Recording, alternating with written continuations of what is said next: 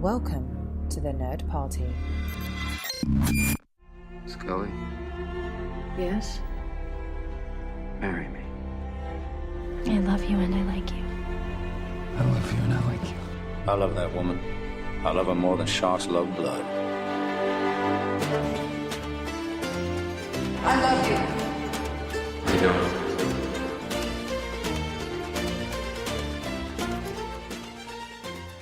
Hello, I'm Tristan Riddell. And I'm the girl.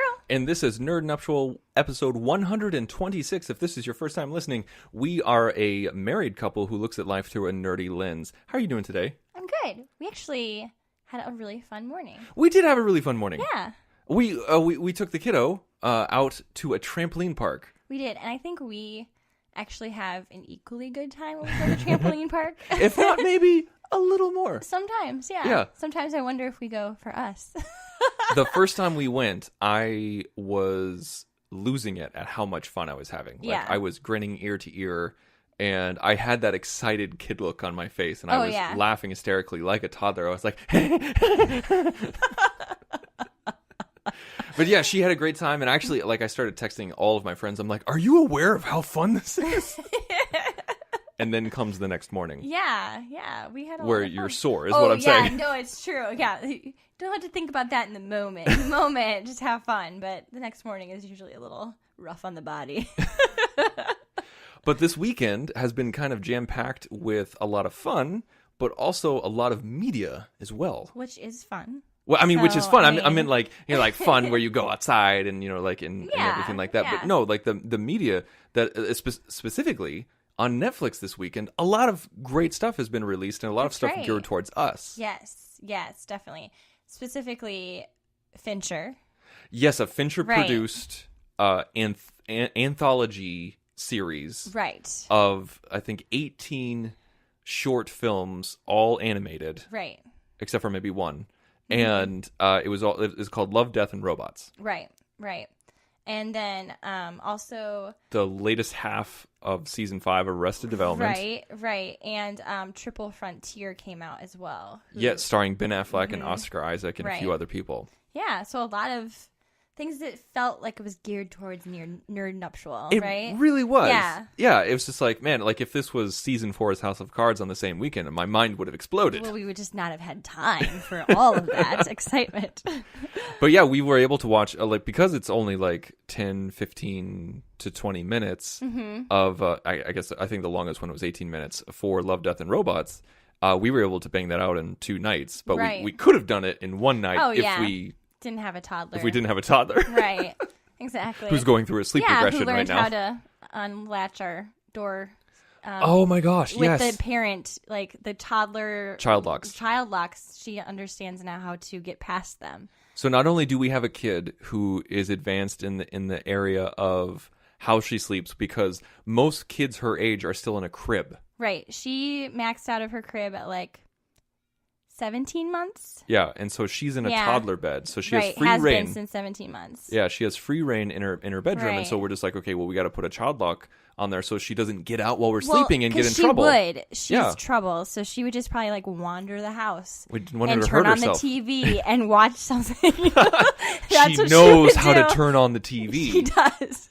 And so, yeah, we had a child lock on it, and she learned She how to knows how do to do that. that now. And so now it's Yep. absolutely nerve-wracking. It's been fun. It's been great. So our time for the new media was a little strained, but we got it done. We made it work. We did. We made it work. That's the most important thing. It's so true. Because if a wise man once said, if something is important to you, you make the time. That's right. And that's what we did. And also, I just want to say, you guys, the listeners, have been so fantastic. And last week, we talked about Captain Marvel. We did a review on Captain Marvel. We got more positive fan mail about Captain Marvel in that episode than any other episode at one time. It was so kind. Like, seriously. To be honest, I was a little nervous, like, after we were done recording. I was like, oh, I was really honest, and I was really emotional, and I was just like, oh, Tristan, is that okay? Like, it just feels very, very me, right? It's just very, like, okay, I'm putting myself out there. And it just was really nice to know that you guys appreciated that. And I really appreciate the positive feedback. That was really kind. We got tons and tons of positive feedback from people, men and women. Yeah. And we got one really nice note. We got tons of nice notes. I was gonna but say. there was one email specifically that stuck out, and it was just talking.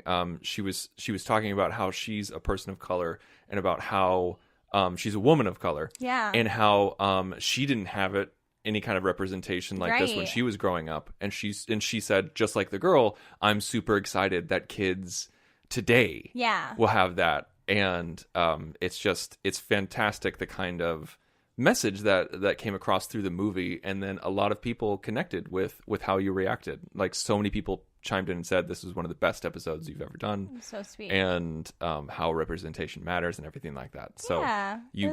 So girl, you threw yourself out there and it connected with the audience. Yeah. Yeah, it was very kind, but it was really nice that you guys reached out to us, because that's exactly what we want. We want to hear from you guys and to know that, hey, we're not just talking to ourselves. And, we're not just speaking into the void. Yeah. Exactly. And so if you guys want to talk to us more, if you have any show ideas or if you have any questions for us, what we haven't done in a little bit is an AMA, an Ask Me Anything. So if you guys, maybe we'll do that for the next couple of weeks, not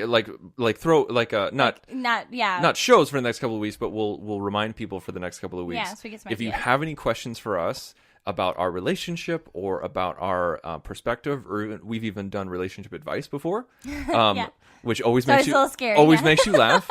But yeah, if you guys have anything like that, please go to thenerdparty.com/contact. Select Nerd Nuptial from the drop-down menu. It'll send us an email. Also, you can find us online. You can find on Twitter, we're at Join Nerd Party. On Facebook and Instagram, it's just the Nerd Party. And I'm also personally on Twitter at the Insane Robin. Yeah. So how about let's get into it. Let's talk about Love, Death, and Robots first. Okay. Yeah.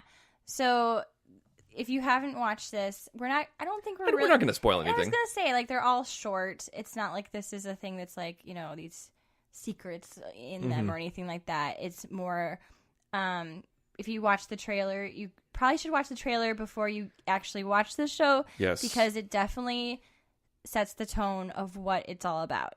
This Love, Death, and Robots, like, for the longest time, while seeing the trailer, because like it's high action, high violence, a lot of sexuality, and like fast cutting, crazy music. It's just like a sensory overload. Like when you watch it, you're just like, what just happened to me? And I think that definitely represents this whole anthology. They knew what they were doing. Exactly. They absolutely knew what they were doing. And it is definitely not for the faint of heart, the sensitive, or the people. It's a mature rating. Like, people get the vapors very easily. Like, it's rough. And for the longest time, when I saw that, I was just like, oh, this might just be for me. I don't know if the girl would like this, But I love Fincher so much, so I felt like I wanted to at least see what it was all about. Mm-hmm. And the idea of it being so short was really appealing. I mean, maybe it's just a sign of the times and our type of culture where we're like, shorter is better sometimes. But sometimes I just really like those, like, okay, these little tiny stories, and you can just be like, okay, I'm gonna watch like 3 of these. Awesome. Yeah. And then move on with my night. Like, it's nice to have a show like that. Absolutely. Yeah. Also, it was created by Tim Miller, who directed the first Deadpool. Yes, it was. So it was pretty on brand. Pretty on brand for him. Mm-hmm. Yeah. Well, I don't even know where to start with this, honestly. So like so there's so many different ones. So there's 18 different stories. 18 different stories of varying, like, one was like 6 minutes long. Right. One was 18 minutes long. So I think they're between 6 and 18 minutes. Right. And different animation, a lot of animation. Different animation styles. Yes. Like, that was something that's what really intrigued me, is that some was really good CGI, some looked like a comic book CGI. Right. Anime. Some was anime. Yeah, we got some anime in there. We got some stuff that kind of looked like the Avatar The Last Airbender animation style, like maybe a CGI Archer kind of style. Right. And we got one live action that was mixed in with some CGI. Right. But it was all over the place, and it kind of reminded me of... Don't you say it. Okay. Or what do you think I'm going to say? Waking Life. That's not at all what I was going to say. No. Okay. No, that's not what I was going to say. I thought it reminded me of Waking Life a lot. Like, the different styles of animation for Yes. sure, because it felt that way, and it felt like if you just kept like it playing, it felt that way. Obviously, Waking Life has a common thread, whereas this one kind of has a common thread of love, death, and robots. Like you're gonna get one of those, but it kind of reminded me of Waking Life, and it kind of like the whole time I was like, I want to go back to that. We haven't watched that in a long time. Seriously. A long time. Yeah. No, Go ahead. Mine was Sorry. actually going to be even better and more apt Oh, than yours. really? Yeah. No, there was when Matrix Reloaded came out. There was a thing called the Animatrix. Do you remember that? I do. And it was a collection of short stories. I can't remember how many. Not 18.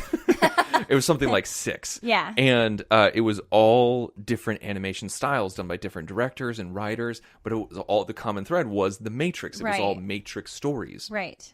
And some was like full-blown CGI, like a video game. Others was anime. Others was just different types of 2D animation. And it was very much the same kind of concept.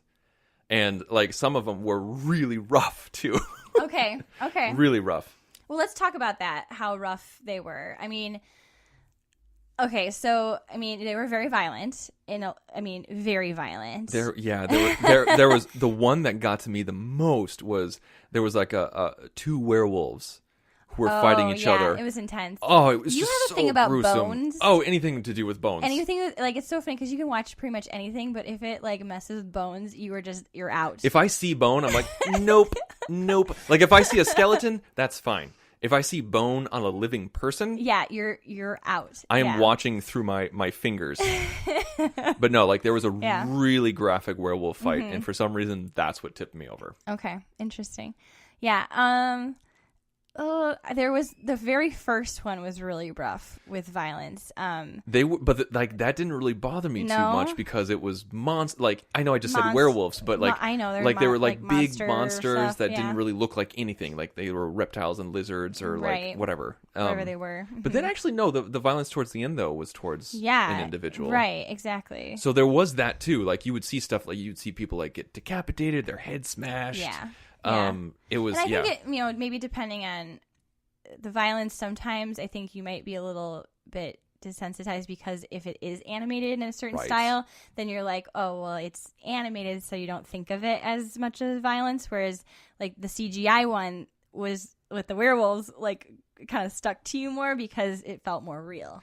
Right? There was speaking of the CGI, like the more realistic looking ones, there was a few, one in particular where I was like, there was like if you freeze framed on a few of them, you could have sworn it was real. The Lucky 13 one. Yes, that's the one. The CGI in that was phenomenal. That's some of the best I've ever seen. Seriously, I was like, there were certain times when my eyes kept playing tricks on me. I was like, wait. Is that a person when or she is was it not? in the cockpit? Yes. I was like, yes. What was her character's name in Orange is the New Black? Poussey? Oh, yeah. Like Poussey, I think is how you pronounce it. But yeah, she was like she was the lead in it, and she did a great job. Yeah, that was one of my favorites. That's one of my favorites too. Okay. And I was, ooh, you give me a good dog fight, right? Oof. Yeah. Yeah. It was good. I mean, I was born the year that Top Gun came out, so it was good. That it was means a good something. One. But yeah, there were so many times when you're just because like there was a lot of them that were good, but it was like it's still a little video gamey, But Lucky 13, that one was phenomenal. Yeah, good CGI. Yeah. So, okay, the first I would say half of the episodes, like if you go in order, which you don't need to go in order. No, there's no reason to. We did. I felt like the objectification of women was very strong.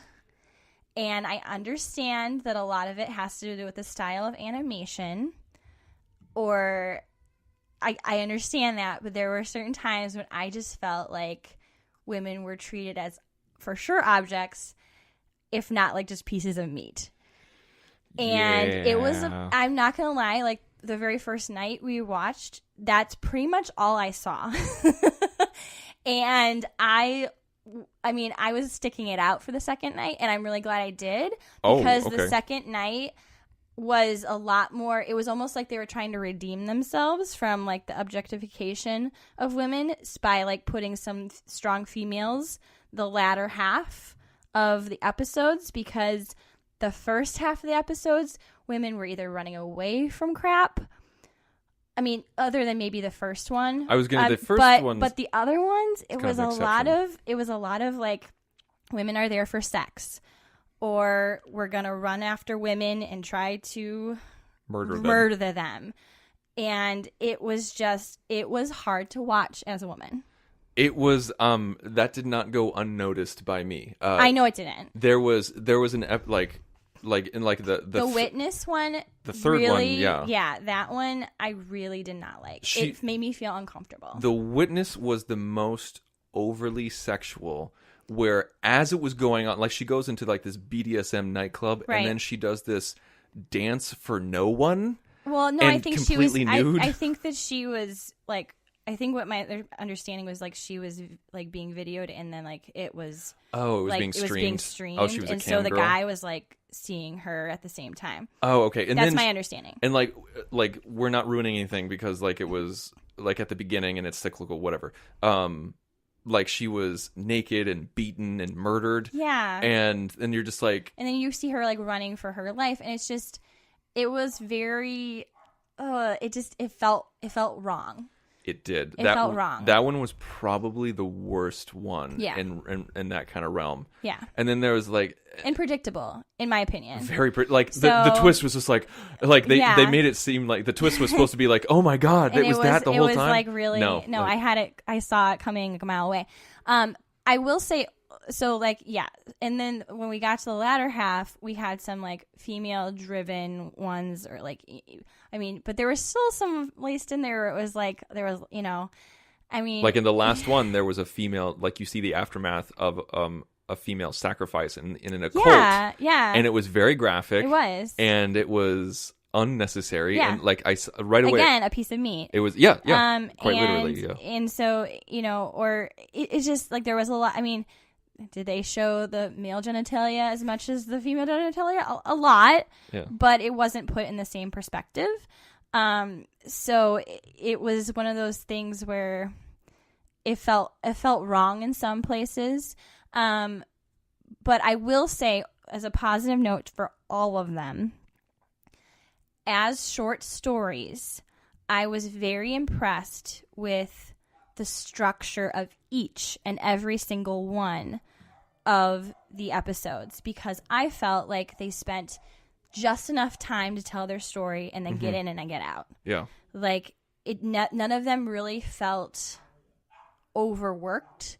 Like, okay, we're in this place way too long, or we're explaining this too much. Oh, okay, yeah. Maybe the last one was the only one that made me feel that way a little bit. Yeah, the last yeah. The very last one was like some Russian soldiers. That one made me felt like a little long, but all the rest of them, it felt very like succinct, like good storytelling. It was, yeah, for me, there was this one was because there's 18 and 18 different stories and 18 different animation styles and everything like that. Like, it's going to be hit and miss. Yeah, it's going to be hit and miss. And for me, it was kind of half and half. Okay. Like, I'm not saying like, oh my god, Love, Death and Robots was amazing, I can't wait, like you have to watch it right now. I'm just like, no, you should watch it because there's a lot of great stories, but there's also some really bad ones in there too. Yeah. Like there was a few that really stuck out, like one guy in a junkyard. Yeah, there was like 6 different ways that Hitler died. Yeah, that was stupid too. It was just moronic. Like there was yeah. But I think overall, I appreciated what they were trying to do. Absolutely. And I would love to see more of this type of thing. Like, more opportunities for me to see different animation styles, more opportunities for me to see different actors or voice actors and different stories. Like, it's just the idea of being able to be like, I'm going to watch this story. And basically enjoying a short cinematic adventure was really fun. Like, it was a lot of fun to watch. What was your favorite one? Maybe least favorite one too. Can you guess which one my favorite one is? Was it the Topher Grace one? No, that was actually going to be my guess for your favorite one. It was my favorite. I know you so well. I know you so well. There was one that we're calling it the Topher Grace one. It's called Ice Age. Yes. And it's a really, really cute story. It's adorable. It's adorable. And it also has, what is her name? She looks like one of our friends. Oh my gosh. She was in. Oh man.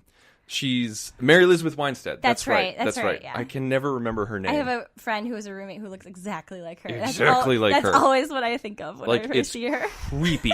It's creepy how close she. Like she was in 10 Cloverfield Lane. Yes. Scott Pilgrim versus the World. She was Ramona Flowers. I love her. Yeah. She's great. She's so great. I just can't remember her name.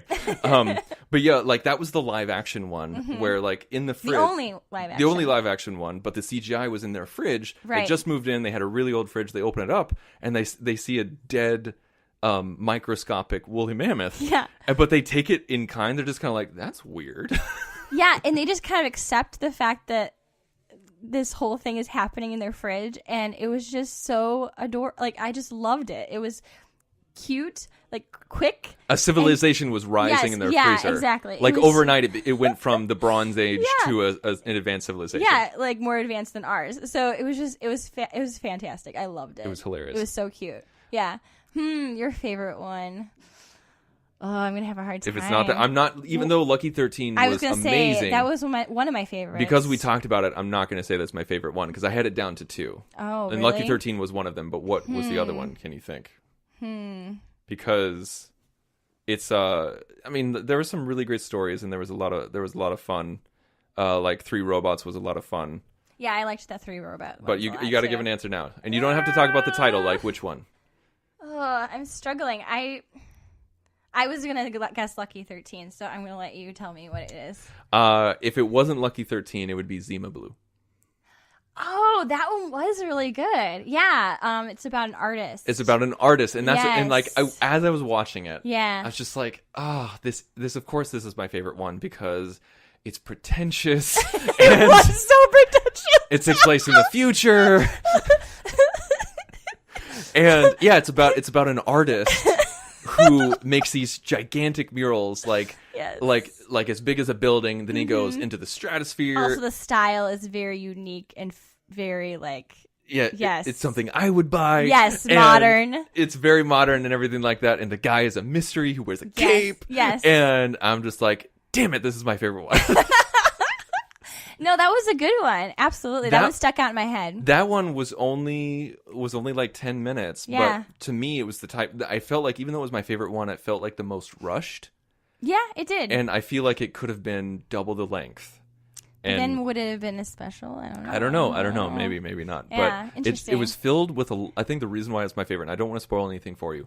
The reason why it was favorite is because it was filled with so many great concepts, so many sci-fi concepts that I really enjoy. Like you had some little Dr. Manhattan mixed in, you had some robotics mixed in, you had evolution of robotics, you had art, you had modern art, you had murals. They had a lot of this where like they had adaptations, like is that what they called them, where like they'd put parts of like robots on them, like I wouldn't call it adaptations. It would be augmentation. Augmentations where they would have like robotic. That was cybernetics, kind of like throughout all of them.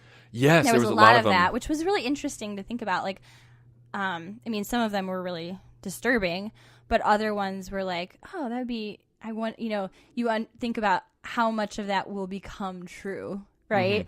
Of like the reality of. We already have some of that, but some of this is more like, yeah, I want that because that'll help me be more efficient or faster or, whatever it is. I can't wait. That's why you like Zima Blue, because you probably would do that as much as you could. Probably. Oh my gosh. I just bring it on. But I really think it's fascinating that we both chose probably the least sexual of the series. And honestly, like it was the least violent too. And the least violent. Let me say, I shouldn't say least violent, but the least gruesome.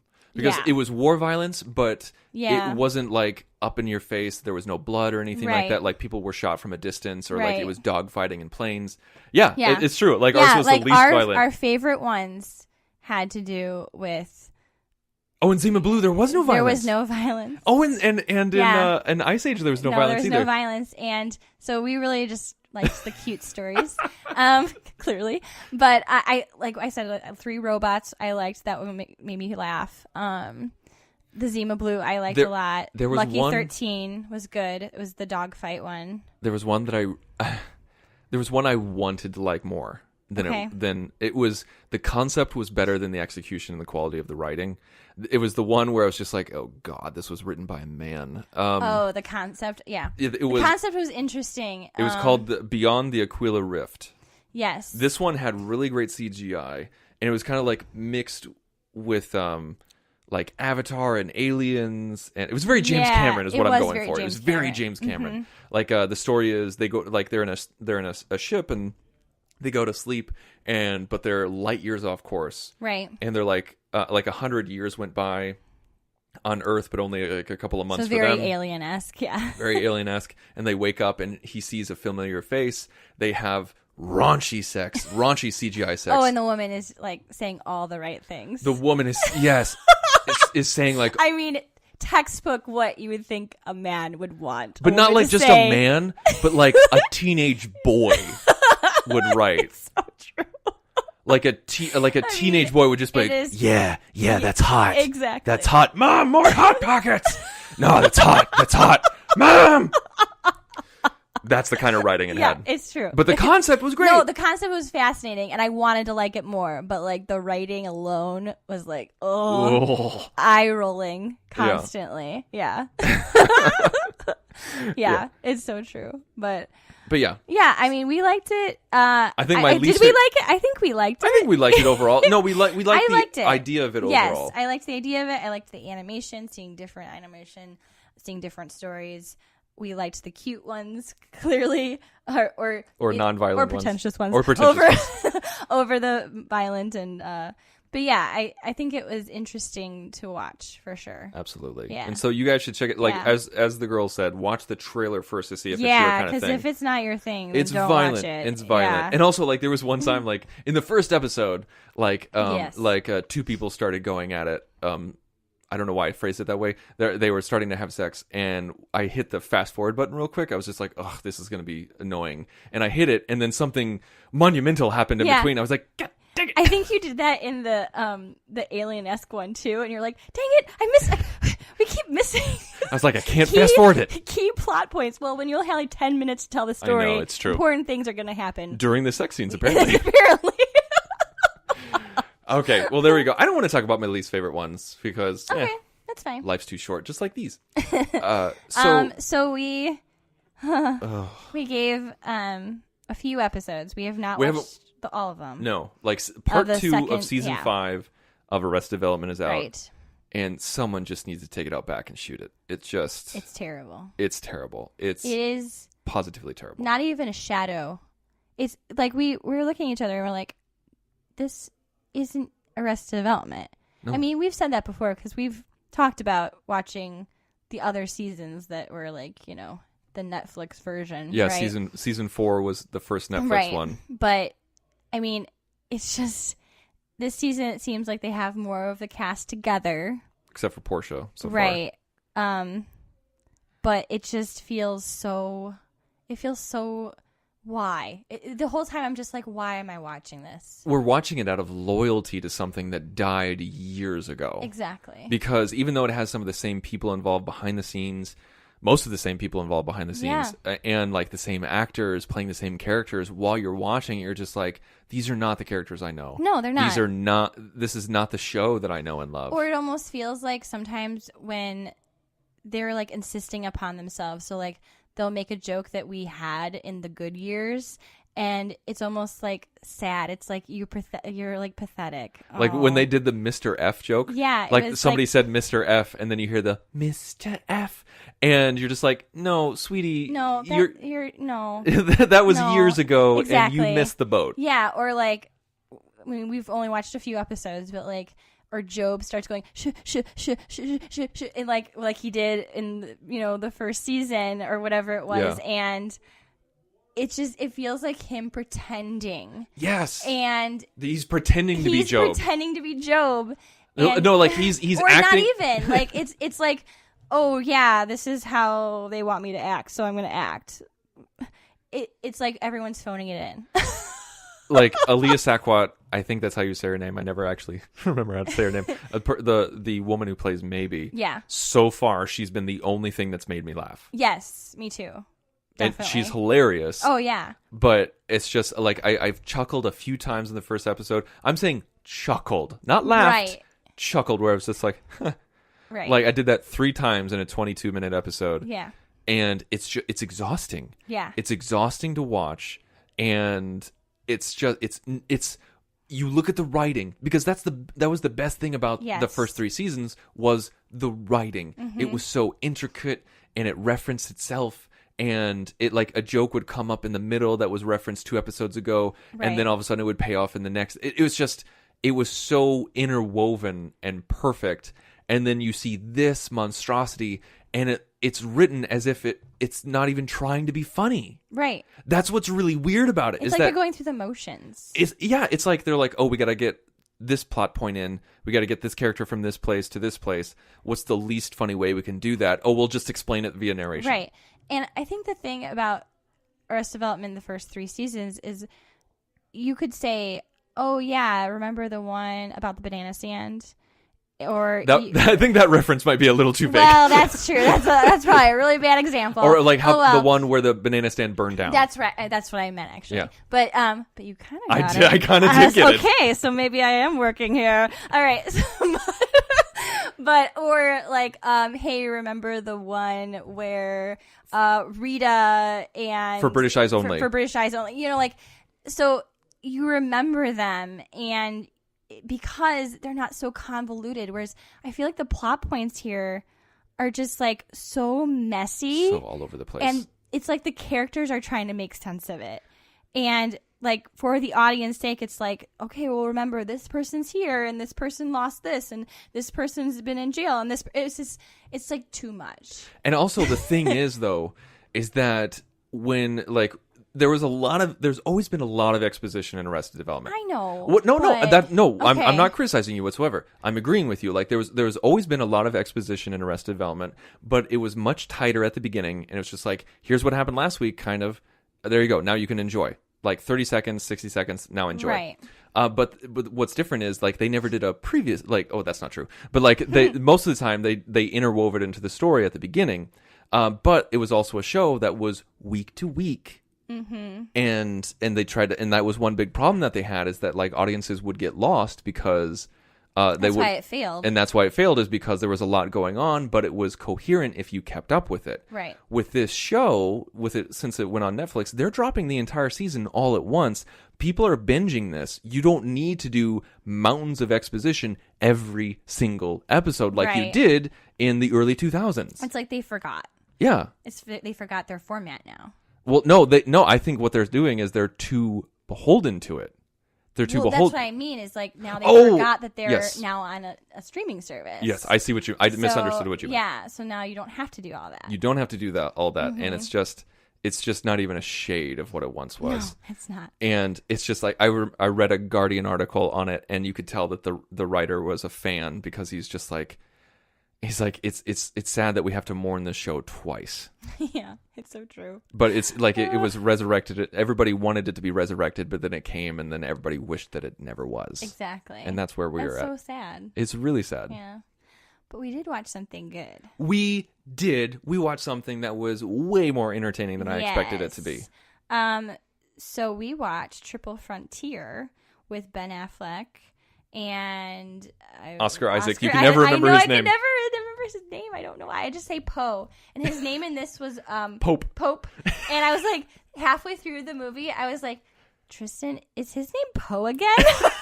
Because there were so many times that they would say like, Poe, get over here. And it was like, wait, did he say Pope or Poe? It's like, is it in his contract that he needs to be Poe? Seriously, in every movie, Oscar Isaac is Poe. Yeah, but there was also Charlie Hunnam, who was in Yeah. that Sons of Anarchy show Okay. on FX. Yeah. He was also latest in the Robin Hood movie with Jude Law, which Okay. my mom loved. Okay. I think she just likes him. Okay. And my sister really likes him too. Okay. He's very pretty to look at. Okay. He's very well built, but I just he does this thing where he elongates his words, and I'm just talk faster. And then there was also Headman. What was his name? Again? Garrett Hedlund. Okay, Hedlund. Who was in Tron Legacy. Like, I know him from Tron Legacy. I didn't put that You together spaced until on this that? moment. Yeah, I didn't realize We should watch Tron Legacy tonight. You just... No. No, I loved him in Tron Legacy, and I always thought that he was going to be... when I saw him, I was like, he's going to be a star. Like, he's going to be big. And he hasn't been. No. It could still happen. But still could. I believe in him. I believe in Garrett Hedlund. And there's also Pedro Pascal, Yeah. who made it big in Game of Thrones, is going to be in the new Star Wars TV show, live-action Star Wars TV show called The Mandalorian. He's going to be the Mandalorian. Yeah, so this cast was pretty impressive. This was if I may borrow a phrase from Lee Hutchison, a banger cast. Love it. Yeah, no, it was fantastic cast. And we had seen previews for this, on Netflix. Yeah, and the previews were just kind of like, but okay. we were just like, okay, all right, something on Netflix. All right, we'll check it out. Yeah. But we started watching it, and we were super impressed. I don't want to give it too much away because I want you to watch it. There was a lot of language, but which Tristan didn't even realize was going on because he's so desensitized. So desensitized. But the story was fascinating.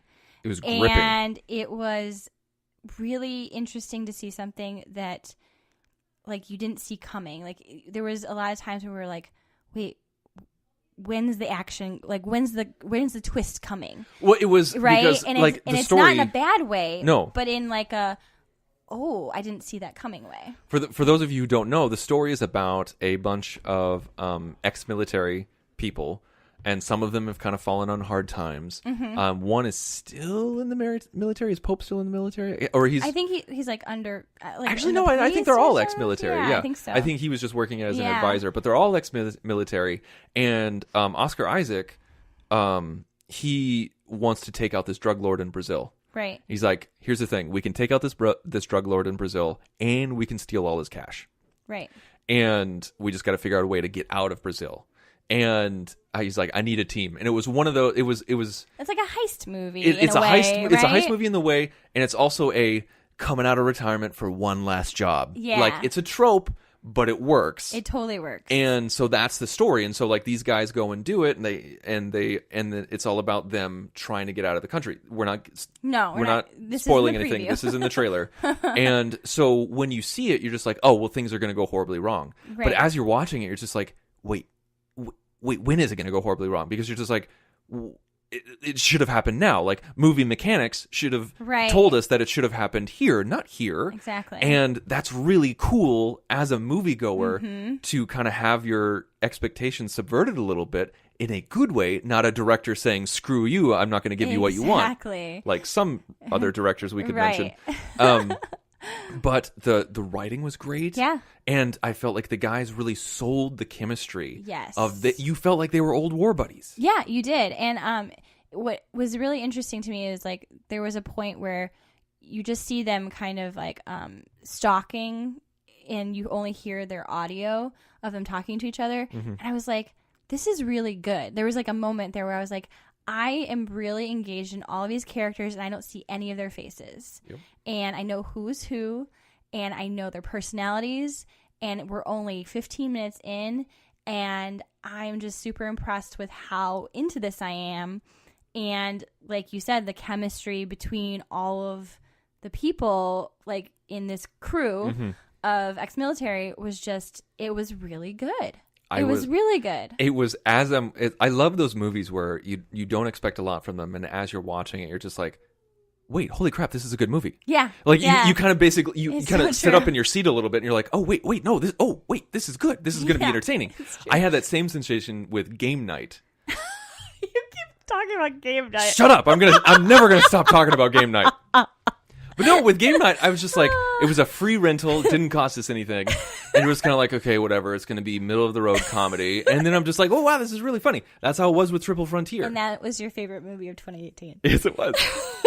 No, this was really good. So I don't want to, we're not going to give anything away that wasn't in the trailer. Do not look at it as a pure action film, because it's a movie that takes its time. In a good way. In a good way. And there is action in it, and there's some really great action, some really gripping moments, but it is not all throughout. No. And it shouldn't be. And to be honest, I was afraid of it being when I saw the trailer, I was like, I don't know if this is going to be my type of movie because it looked like too much action, right? And I'm not really a huge like war movie. And that's why I kind of thought it was like, oh, it kind of looks like war movie-ish. And I'm not a huge fan of those. But this one was so much more character-driven. Very character-driven. It was like, I thought pretty good writing. And I really enjoyed it. Yeah, so give it a shot. The director is J.C. Chandor. I think that's how you pronounce it. And he was the only other stuff that I've seen of his was Margin Call, which was about it was about Wall Street trading and right before the financial collapse in 2008. Oh, okay. I didn't really dig it that much. He also did All Is Lost with Robert Redford and also A Most Violent Year. He was a producer on. I think he might have directed it too. I'm not quite sure. But A Most Violent Year. Which also had Oscar Isaac in it. I haven't seen that one, but I kind of want to see his other works just because I was so impressed with good. How this was directed and how this was put together. He also wrote the screenplay as well with Mark Bowl, and Mark Bowl has done The Hurt Locker and Zero Dark 30, so this guy knows how to write war action. Definitely. Yeah, but give it a shot if you haven't watched it. And if you have, let us know what you thought about it. Were you as impressed as we were? Yeah, like did it just connect with us and this isn't universally loved? Right. Like I went on Letterboxd just actually before we watched it. I went on Letterboxd and it has an average rating of 3.2 out of 5 stars. Really? And so that's why I thought I was just like, oh, this is going to be middle of the road. You know, like hopefully it'll be entertaining, but I'm sure it's nothing great. But boom, like I gave it 4 stars. I would too. Easy, an easy 4 stars. Yeah, I mean, this was one of those movies where, like. It's just showing you that like Netflix is really pulling out all the stops because this was super entertaining, super well done, and like it would have been really entertaining to see on the big screen. It would have been worth it on the big screen. Seriously, it would have. And we do not and look say at the that cast often. They had, yeah, it's just crazy. It also makes me wonder about The Irishman. Oh, you know, I'm just like, are we going to see that and think, oh man, that we should have seen this on the big screen because of all the talent that's in it? That's really true. But I don't know. We'll see. We'll see. Yeah. All right. Well, thank you guys so much for listening, and also thank you for writing in. And please write in more. We love hearing from you guys. Absolutely. We love hearing from you guys so much. And also, if you haven't already, please write us a review on iTunes. And also, we've gotten some notes from some people. If you're not on iTunes, like if you don't have an iPhone or you don't really use iTunes, I mean, like anybody with a desktop computer can download iTunes, but I mean, not everybody has a desktop anymore. So I mean, just give us a rating wherever you listen to us. Yeah. On like whether it's Stitcher or Sprecher or whatever made up words, you know, like that of these things. And if that's the case, like we don't always get all of those. So if you want to send us a screenshot. Via on social media or via email or something like That'd that. Be awesome. Like absolutely, you can do that too, and we'll mention you on the show. So we love you guys, and hopefully you'll enjoy this Netflix weekend as much as we have. Absolutely. I love you. I know. Scully, Yes? marry me. I love you and I like you. I love you and I like you. I love that woman. I love her more than sharks love blood. I love you. I don't.